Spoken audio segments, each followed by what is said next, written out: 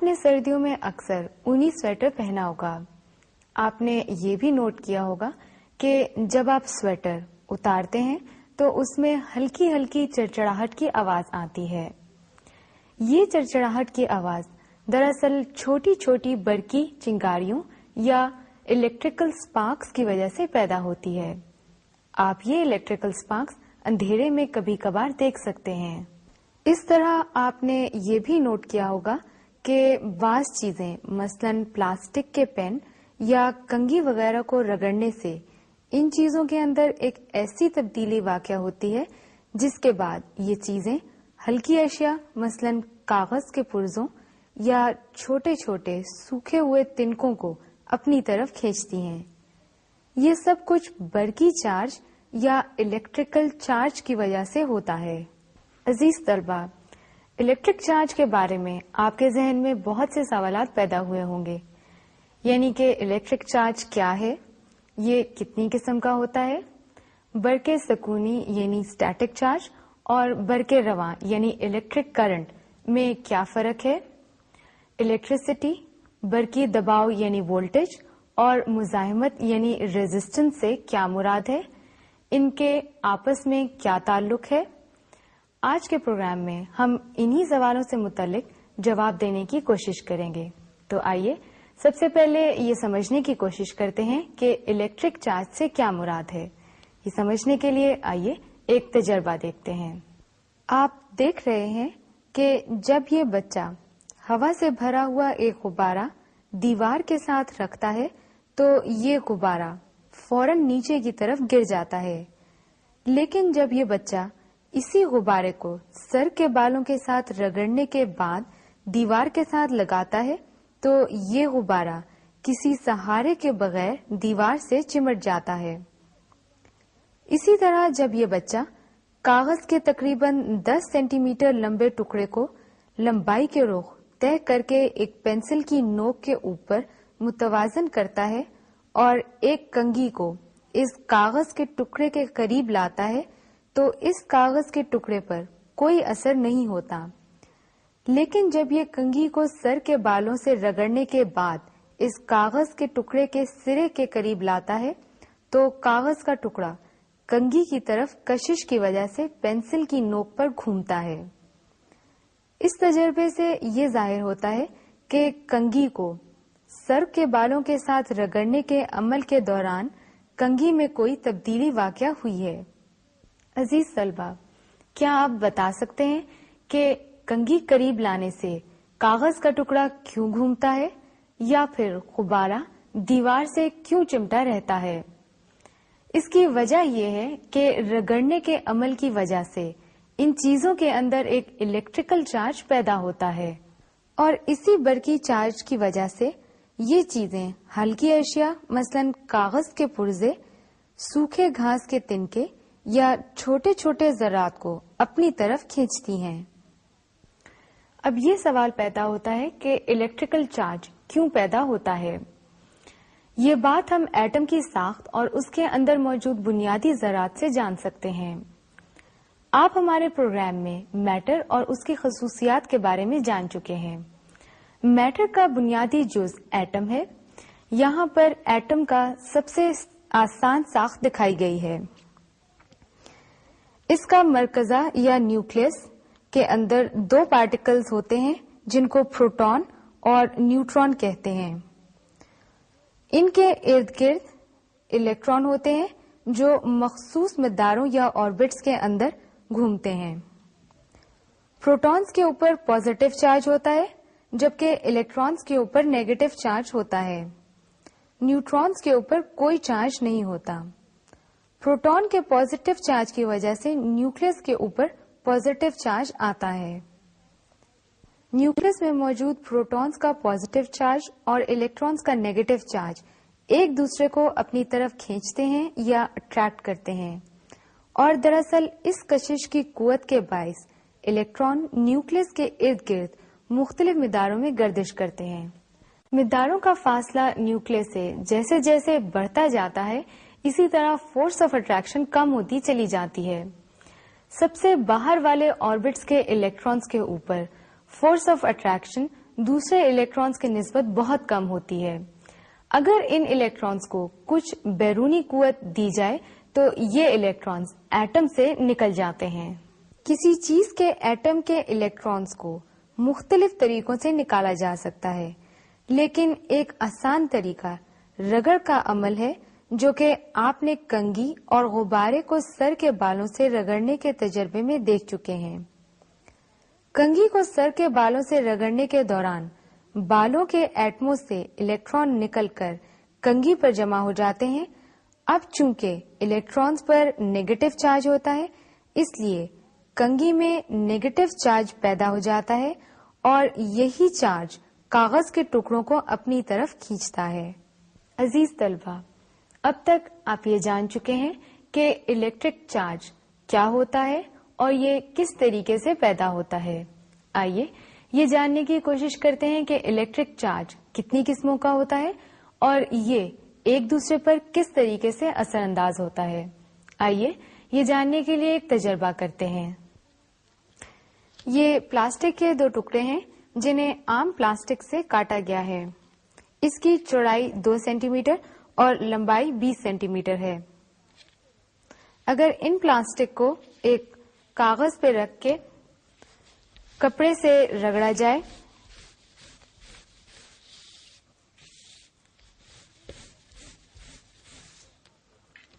اور پھر ان کو قریب لایا جائے تو آپ دیکھیں گے کہ یہ ایک دوسرے سے دور ہو جاتے ہیں یا ریپیل کرتے ہیں۔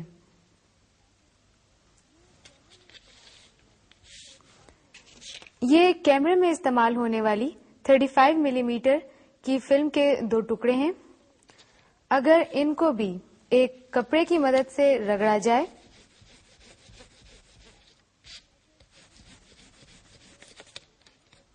اور پھر قریب لایا جائے تو آپ دیکھیں گے کہ یہ ایک دوسرے سے دور ہٹتے ہیں یا ریپیل کرتے ہیں۔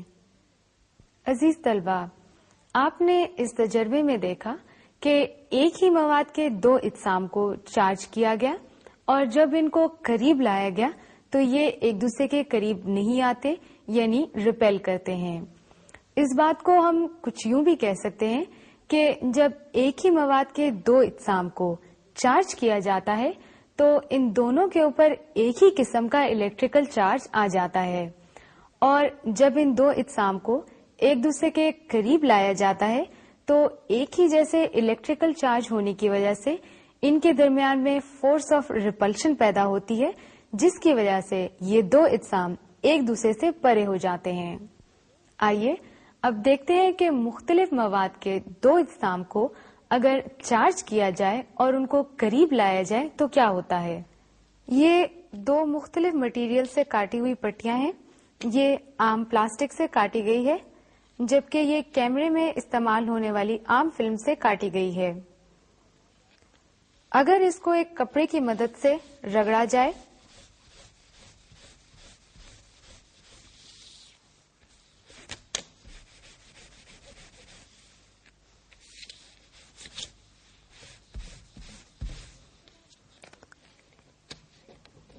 اور اس کے بعد ان کو قریب لایا جائے تو آپ دیکھیں گے کہ یہ ایک دوسرے سے چپک جاتی ہیں۔ اس تجربے پر غور کرنے سے ہمارے سامنے ایک بات آتی ہے کہ پلاسٹک اور فلم کو کپڑے سے رگڑنے کے بعد ان دونوں کے اندر مختلف قسم کی تبدیلیاں پیدا ہوتی ہیں، جن کی وجہ سے ان کے اوپر مختلف قسم کے چارج آ جاتے ہیں، اور جب ان دونوں چیزوں کو ایک دوسرے کے قریب لایا جائے تو فورس آف اٹریکشن کی وجہ سے یہ ایک دوسرے سے چمٹ جاتی ہیں۔ آپ یہ تو جان ہی چکے ہوں گے کہ ایک جیسے چارجز ایک دوسرے کو ریپیل کرتے ہیں اور مختلف چارجز ایک دوسرے کو اٹریکٹ کرتے ہیں۔ اب سوال یہ پیدا ہوتا ہے کہ پلاسٹک اور فلم کو رگڑنے سے کس قسم کا چارج پیدا ہوتا ہے۔ اس سوال کا جواب دینے کے لیے آئیے ایک بار پھر ایٹم کی ساخت پر غور کرتے ہیں۔ آپ یہاں پر ایک ایٹم دیکھ رہے ہیں جس میں پروٹون اور الیکٹران کی تعداد برابر ہے، یعنی 4 پروٹونز ہیں اور 4 الیکٹرانز ہیں۔ چونکہ پروٹون کے اوپر پازیٹیو چارج الیکٹران کے نیگیٹو چارج کے برابر ہوتا ہے، اس لیے ایٹم بذات خود نیوٹرل ہوتا ہے۔ اب اگر ہم اس ایٹم میں سے 2 الیکٹرانز کو کسی طریقے سے باہر نکال دیں تو ہمارے پاس پیچھے 4 پروٹونز رہ جاتے ہیں اور 2 الیکٹرانز رہ جاتے ہیں۔ اس کا مطلب یہ ہوا کہ ہمارے پاس پروٹونز کی تعداد الیکٹرانز کی تعداد سے زیادہ ہو گئی ہے، جس کا مطلب یہ ہوا کہ ہمارے پاس پازیٹیو چارج نیگیٹو چارج کے مقابلے میں زیادہ ہو گیا ہے۔ اس طرح ایٹم کے اوپر اب ایک پازیٹیو چارج آ جاتا ہے۔ اسی طرح اگر ہم اس ایٹم کے اندر 2 الیکٹرانز کسی طریقے سے باہر سے اندر ڈال دیں تو اب ہمارے پاس 4 پروٹونز اور 6 الیکٹرانز آ جاتے ہیں، یعنی ہمارے پاس نیگیٹو چارج پازیٹیو چارج کے مقابلے میں زیادہ ہو جاتا ہے، جس کی وجہ سے ایٹم کے اوپر اب ایک نیگیٹو چارج آ جاتا ہے۔ عزیز طلبہ، ایک ایٹم سے الیکٹرانز کے داخل ہونے یا نکلنے کی وجہ سے اس کے اوپر ایک پازیٹیو یا نیگیٹو چارج آ جاتا ہے۔ اس اصول کو سامنے رکھتے ہوئے ہم کسی بھی چیز میں الیکٹریکل چارج پیدا ہونے کی وضاحت کر سکتے ہیں۔ آپ نے پلاسٹک اور فلم کی مدد سے کیے جانے والے تجربات کو دیکھا ہوگا۔ جب پلاسٹک کو ایک کپڑے کی مدد سے رگڑا جاتا ہے تو کپڑے کے ایٹمز کے الیکٹرانز کپڑے میں سے نکل کے پلاسٹک پر آ جاتے ہیں، جس کی وجہ سے پلاسٹک پر ایک نیگیٹو چارج آ جاتا ہے۔ اسی طرح جب فلم کو کپڑے سے رگڑا جاتا ہے تو فلم میں موجود ایٹمز کے الیکٹرانز فلم میں سے نکل کے اس کپڑے پر آ جاتے ہیں، جس کی وجہ سے فلم پر ایک پازیٹیو چارج آ جاتا ہے۔ یہی وجہ ہے کہ جب ہم ان دونوں کو ایک دوسرے کے قریب لے کے آتے ہیں تو یہ ایک دوسرے سے چپک جاتے ہیں۔ جیسا کہ آپ پچھلے تجربات میں دیکھ چکے ہیں، چارج پارٹیکلز کے درمیان میں ایک فورس آف اٹریکشن یا ریپلشن ہوتی ہے۔ اس فورس کی مقدار معلوم کرنے کے لیے ایک فرانسیسی سائنسدان کولم نے تجربات کیے اور ان تجربات کی روشنی میں اس نے ایک نتیجہ اخذ کیا جسے کولمز لا کا نام دیا گیا ہے۔ اس لا کو ہم کچھ یوں بیان کر سکتے ہیں کہ چارج شدہ جسموں کے درمیان اٹریکشن یا ریپلشن کی برقی قوت ان اجسام پر چارج کی مقدار کے حاصل ضرب کے راست متناسب اور باہمی فاصلے کے مربع کے بالعکس متناسب ہوتی ہے۔ ہم اس قانون کو حسابی شکل میں کچھ یوں لکھ سکتے ہیں کہ FE is proportional to Q1 Q2 FE is proportional to 1 over R square یا پھر FE is equal to K Q1 Q2 over R square۔ یہاں پر FE برقی قوت ہے، Q1 Q2 الیکٹریکل چارجز ہیں اور R اجسام کے درمیان فاصلہ ہے۔ کانسٹنٹ K پروپورشنالٹی کانسٹنٹ ہے۔ عزیز طلبہ، ابھی تک ہم اسٹیٹک الیکٹریسٹی کے بارے میں بات کرتے آئے تھے۔ آئیے اب ہم الیکٹرک کرنٹ کے بارے میں بات کرتے ہیں۔ آپ جانتے ہیں کہ ایک ایٹم کے اندر الیکٹرانز نیوکلس کے گرد ریوالو کرتے ہیں۔ ان کی یہ حرکت پروٹونز کے پازیٹیو چارج اور الیکٹرانز کے نیگیٹو چارج کے درمیان میں فورس آف اٹریکشن کی وجہ سے ہوتی ہے۔ مختلف قسم کی دھاتیں جیسے چاندی اور لوہا، ان کے اندر ایٹمز ایک دوسرے کے بہت ہی قریب ہوتے ہیں۔ ان ایٹمز کے اندر موجود الیکٹرانز جو کہ سب سے آخری مداروں میں حرکت کرتے ہیں، ان کے اوپر نیوکلس کی وجہ سے فورس آف اٹریکشن اتنی ہی ہوتی ہے جتنی ساتھ والے ایٹم کے نیوکلس کی وجہ سے ہوتی ہے۔ اس کا نتیجہ یہ نکلتا ہے کہ ان دھاتوں میں موجود الیکٹرانز جو کہ سب سے آخری مداروں میں حرکت کر رہے ہوتے ہیں، اپنے آپ کو ہر بندھن سے آزاد محسوس کرتے ہیں۔ ایسے الیکٹران جو کسی خاص ایٹم سے منسلک نہ ہو، ان کو آزاد یا فری الیکٹرانز کہتے ہیں۔ مختلف اشیاء میں فری الیکٹرانز کی تعداد مختلف ہوتی ہے۔ جن اشیاء میں فری الیکٹرانز کی تعداد بہت زیادہ ہو، ان کو موصل یا کنڈکٹرز کہتے ہیں۔ کنڈکٹرز میں سے الیکٹرک کرنٹ بہت آسانی سے گزر سکتا ہے، جیسے چاندی، تانبا یا لوہا۔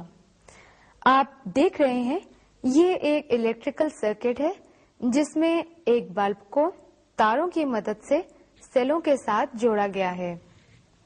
آپ دیکھیے کہ اگر میں اس سرکٹ کو کمپلیٹ کرنے کے لیے ایک تانبے کے ٹکڑے کو اس کے بیچ میں لگا دوں تو آپ دیکھیں گے کہ یہ بلب روشن ہو جاتا ہے، جس کا مطلب یہ ہے کہ اس تانبے کے ٹکڑے میں سے الیکٹرک کرنٹ گزر سکتا ہے یا پھر یہ تانبے کا ٹکڑا ایک کنڈکٹر ہے۔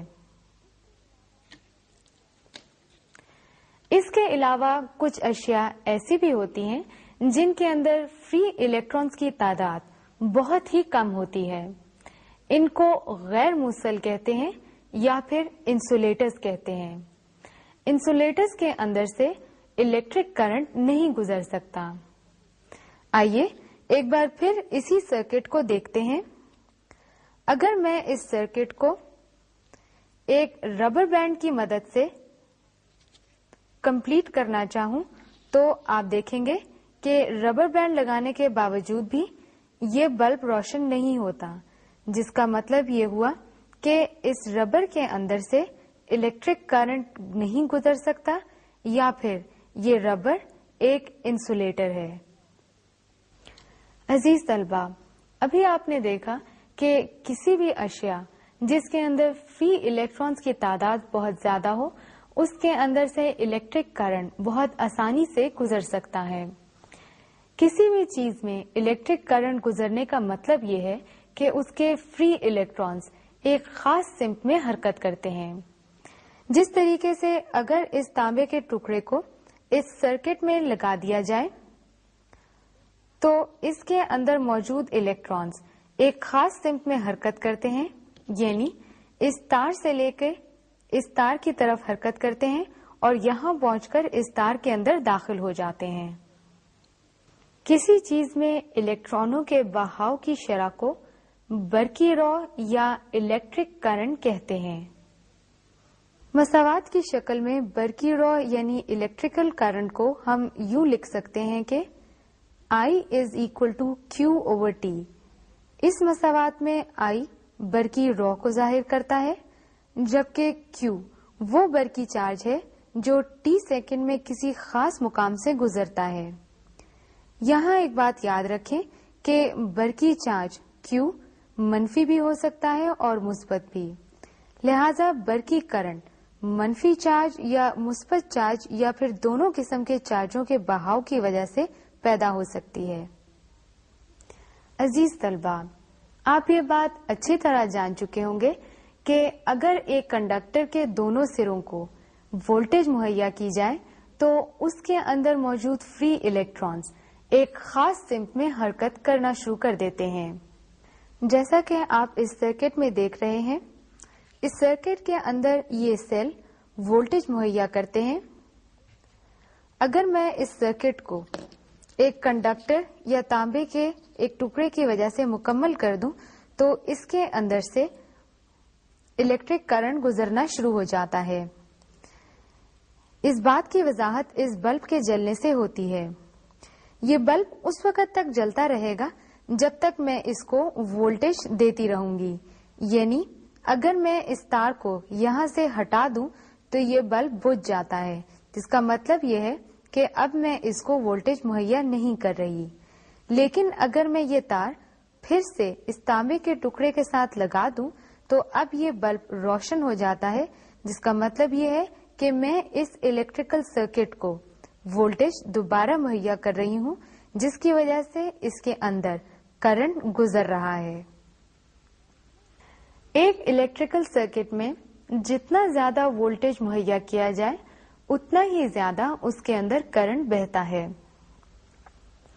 ان دونوں کے باہمی تعلق کو جارج سائمن نامی ایک سائنسدان نے دریافت کیا اور ان دونوں کے باہمی تعلق کو اومز لا کا نام دیا۔ اومز لا کے بارے میں جاننے کے لیے آئیے ڈاکٹر نصیر احمد سے ایک تجربے کی مدد سے سمجھتے ہیں۔ ناظرین، ان تینوں برقی مقداروں کا آپس میں بہت گہرا تعلق ہے۔ اس تعلق کو سمجھنے کے لیے ایک تجربہ پر غور کریں۔ آپ دیکھ رہے ہیں کہ یہ ایک ملی ایمیٹر ہے، اس کے ساتھ یہ ایک مزاحمت لگائی گئی ہے۔ اس مزاحمت کی قدر 1000 اوم یعنی 1 کلو اوم ہے۔ اب اگر ہم اس برقی دور کے ساتھ ایک سیل کا برقی دباؤ یعنی 1.5 وولٹ لگائیں تو ہم دیکھتے ہیں کہ ملی ایمیٹر 1.5 ملی ایمپیئر کے برابر برقی رو ظاہر کر رہا ہے۔ یہی دونوں مقداریں اس گوشوارہ پر دی گئی ہیں، یعنی جب 1.5 وولٹ برقی دباؤ دیا جاتا ہے تو اس برقی دور میں 1.5 ملی ایمپیئر برقی رو گزرتی ہے۔ اب ہم ایک سیل کے بجائے 2 سیل لگاتے ہیں۔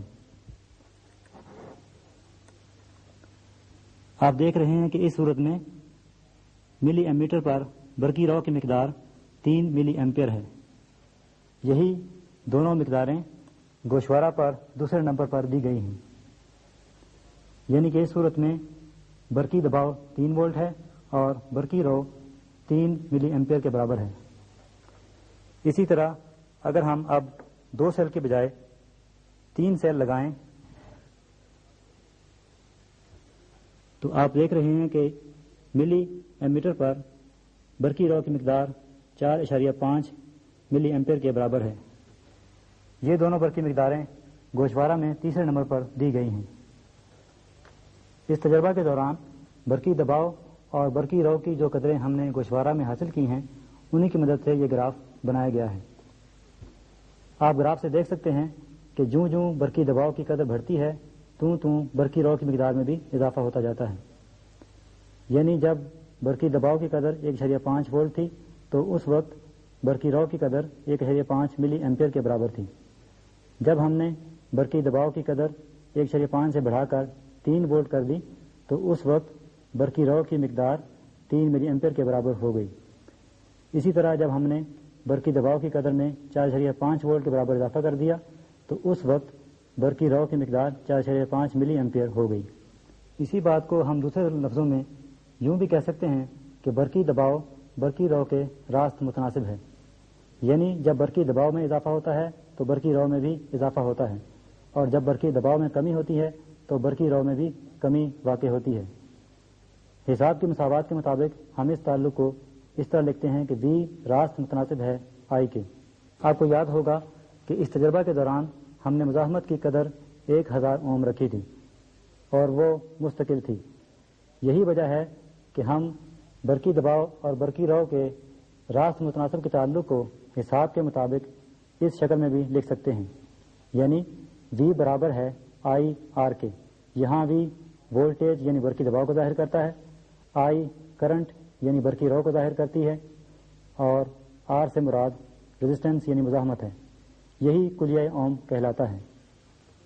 پچھلی مساوات کے مطابق ہم کلیہ اوم کی تعریف یوں کر سکتے ہیں: کسی برقی دور میں مزاحمت کی مستقل قدر کے لیے برقی دباؤ اور برقی رو آپس میں راست متناسب ہوتے ہیں۔